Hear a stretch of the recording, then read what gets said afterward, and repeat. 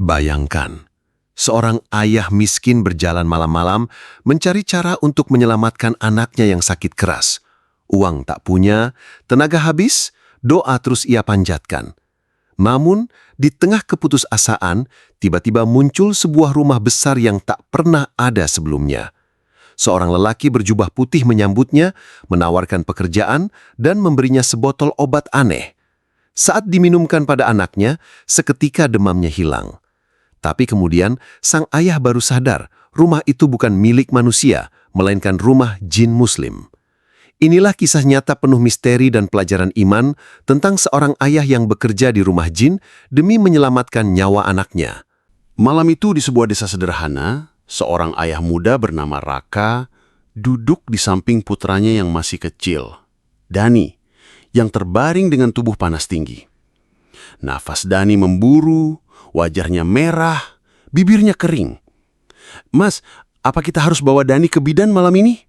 tanya Sari, istrinya dengan wajah cemas. Raka menunduk, air matanya hampir jatuh. "Uang kita tinggal 5.000, Ri. Obat dari warung nggak mempan. Kalau ke bidan, aku nggak tahu harus bayar pakai apa." Sari menangis. "Aku nggak tega. Lihat anak kita begini, Mas." Raka menggenggam tangan. Sejak pekerjaannya di pabrik hilang beberapa bulan lalu, ia hanya bisa bekerja serabutan. Kadang membantu warga desa dengan upah seadanya. Malam ini ia kembali dari mencari kerja, tapi nihil. Dalam hati, ia hanya bisa berdoa, "Ya Allah, Engkau yang maha menyembuhkan. Jangan biarkan anakku menderita. Aku tidak punya apa-apa lagi, kecuali doa dan pengharapan padamu."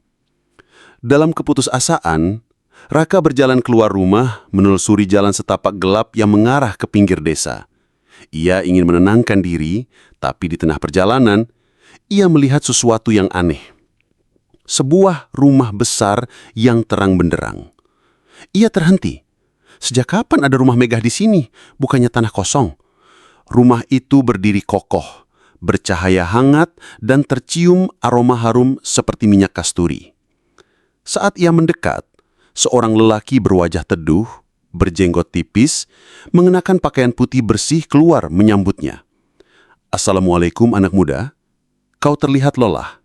"Waalaikumsalam," jawab Raka, gugup. "Iya Pak, saya sedang kesulitan." Lelaki itu tersenyum lembut. "Kalau begitu, maukah kau bekerja di rumahku malam ini? Pekerjaannya ringan, upahnya insya Allah cukup." Tanpa banyak pikir, Raka mengangguk. "Saya mau Pak, saya butuh uang untuk anak saya yang sedang sakit." Raka dibawa masuk. Begitu melewati pintu, matanya terbelalak. Ruangan luas itu dihiasi buku-buku besar bertulisan Arab kuno. Lampu-lampu gantung bersinar lembut, namun tak terlihat sumber listriknya. "Bersihkan halaman, rapikan ruangan, dan sapulah debu di meja-meja ini," kata lelaki itu tenang. Raka bekerja dengan tekun, meski mulai merasakan hal-hal aneh. Debu yang disapunya hilang sendiri sebelum tersapu. Kursi kayu besar yang ia angkat terasa ringan, seolah bukan kayu. Jam dinding berputar mundur, lalu berhenti, lalu berjalan lagi. Jantung Raka berdegup kencang, tapi ia tetap menahan diri. "Aku harus kuat, demi Dani." Usai bekerja, lelaki itu kembali. Ia memberikan segelas air putih. "Terima kasih sudah membantu. Katakan, apa yang kau butuhkan? Uang atau sesuatu yang lain?" Raka menunduk. "Pak, kalau boleh jujur, anak saya sedang sakit demam tinggi. Kalau Bapak punya obat, itu lebih saya butuhkan daripada uang." Lelaki itu memandangnya dalam-dalam. Senyumnya tak berubah, tapi suaranya lebih berwibawa. "Anak muda, ketahuilah, aku bukan manusia sepertimu. Aku adalah jin muslim. Allah izinkan kau melihat rumah ini karena doamu yang tulus. Jangan takut, aku tidak berniat jahat." Tubuh Raka bergetar. Ia ingin lari, tapi kakinya lemas. "Jin?" "Ya, kami pun hamba Allah, hanya berbeda alam. Kau ikhlas bekerja, maka izinkan aku membalas dengan pertolongan." Lelaki itu lalu mengambil botol kecil berisi cairan bening. "Berikan ini pada anakmu. Dengan izin Allah, sakitnya akan sembuh. Raka pulang tergesa, nafasnya memburu. Sari kaget melihat suaminya membawa botol kecil. "Mas, dari mana ini?" "Jangan banyak tanya, Ri. Bismillah, semoga ini jadi jalan kesembuhan Dani." Raka menuangkan cairan itu ke sendok dan memberikannya pada Dani. Tak lama kemudian, tubuh anak kecil itu berkeringat deras. Suhunya turun, nafasnya lega, dan ia tersenyum tipis sambil memanggil lirih. "Ayah!" Sari menangis bahagia. "Mas, demamnya turun. Ini benar-benar mujarab." Raka hanya bisa menatap botol kecil itu dengan perasaan campur aduk. Takut, heran, tapi juga syukur. Keesokan malam, Raka memberanikan diri kembali ke tempat rumah itu berdiri. Namun yang ia temukan hanyalah tanah kosong dengan rerumputan liar. Tidak ada rumah, tidak ada lelaki berjubah putih, tidak ada cahaya. Di tanah, ia menemukan secari kertas kuning pucat bertuliskan kaligrafi Arab. Setelah diterjemahkan oleh seorang ustaz di kampungnya, isinya adalah, "Ketahuilah, pertolongan itu datang hanya dari Allah. Jangan pernah meminta kepada jin, meski muslim sekalipun. Kami hanya perantara yang Allah izinkan malam itu. Jangan cari rumah ini lagi, karena rumah itu tak pernah ada di duniamu. Bersyukurlah dan kuatkan imanmu." Air mata Raka jatuh. Ia sadar pertolongan itu adalah jawaban doa, bukan kekuatan jin. Sejak peristiwa itu, berita tentang Dani yang sembuh cepat menyebar. Warga desa mulai bertanya-tanya, "Obat dari mana, Kak?